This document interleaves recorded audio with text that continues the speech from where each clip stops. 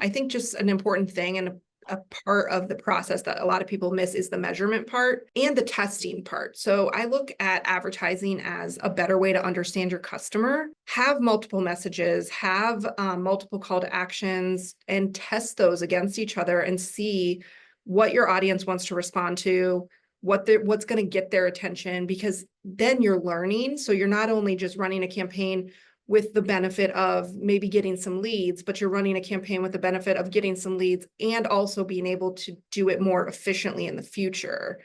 And I mean, you might learn something about your customer that's going to help you on other marketing materials or conversations you have, sales pitches.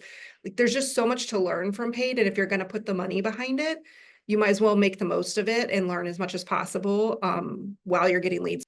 Such a good point, such an important point. So glad you brought it up. We didn't mention one of the greatest things about this is that you can actually split test really easily. Yeah. Like, you can have two similar ads running against each other. It's a little easier on certain, platforms than others. You can basically go in there and say, hey, I'm not sure which headline is going to work. And yeah, I'd love to know up front, but I don't know, right? None of us know, right? So, you'll always be surprised by what works sometimes.